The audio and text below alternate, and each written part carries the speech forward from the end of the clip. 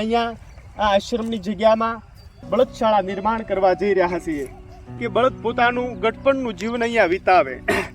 બળદ આજ રખડી ભટકીને ઉકરડાઓ ખોલીને પોતાનો જીવનનો ગુજારો કરે છે, ગટપણમાં ચાલી શકતા નથી।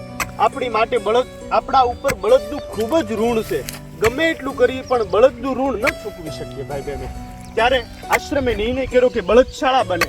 તો આપ બધાને હું કહું કે આ બળદશાળામાં આપની પાસે ભગવાને આપ્યું હોય સામર્થ્ય, તો તનથી, મનથી, ધનથી આપ આની અંદર સેવા આપો, કારણ કે ગમે એટલું કરશું પણ બળદનું ઋણ નહીં ચૂકવી શકીએ। કારણ કે આપણા શરીરની અંદર લોહી ધબકે છે અત્યારે, એ લોહી એ બળદની કૃપાથી આપણને મળેલું છે, જીવન એનાથી મળેલું છે, બળદથી। બળદે ખૂબ કામ કર્યું છે, રાત દિવસ મહેનત કરી, અનાજ પકાવ્યું હતું, એટલા માટે આજ માનવજાત જીવતી છે। ટ્રેક્ટરો તો અત્યારે આવ્યા પણ નિષ્ઠુર થઈ ગયેલા ખેડૂતોએ આજ બળદને છૂટા મૂકી દીધા છે, એટલે બળદની સ્થિતિ ખૂબ। તમે જોઈ શકો છો 4 ગાયોનું એક્સિડન્ટ થઈ ગયેલું પડ્યું છે અહીંયા, તમે જોઈ શકો છો। સામુ ડિહાઇડ્રેશન છે, કિંગ ડિહાઇડ્રેશન, સામુ ડિહાઇડ્રેશન છે। આ રોજની 3-4 ગાયોનું એક્સિડન્ટ થાય છે અહીંયા, કોઈ ધ્યાન નથી લેતું। અહીંયા જોઈ લેજો, એક સામી પડી છે ઓલે પણ એના।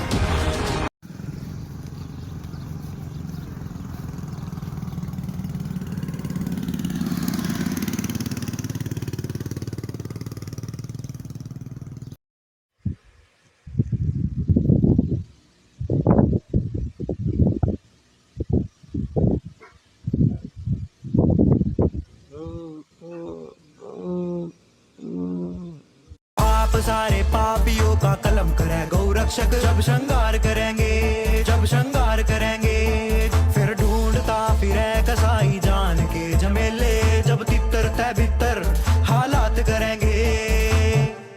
सिया राम राम, सिया राम राम, सिया राम राम, सिया राम, सिया राम राम, सिया राम राम, सिया राम राम, सिया राम, सिया राम राम, सिया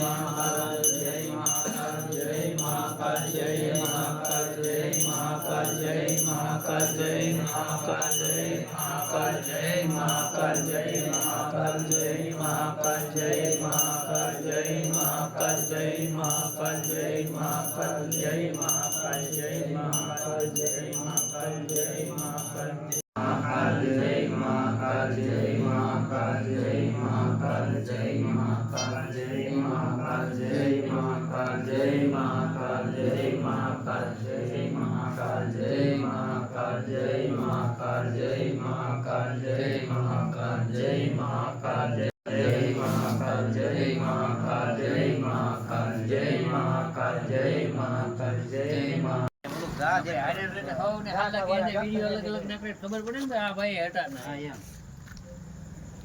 કઈ હંગન મોઢે આવી એટલે આવ્યા સેવા માતા પંકજભાઈ સેવા કરે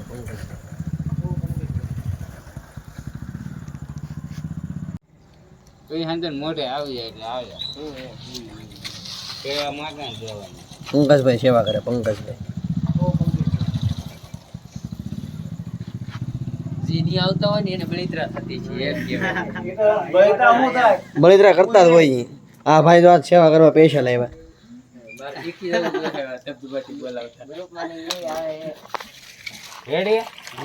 ગ્રુપમાં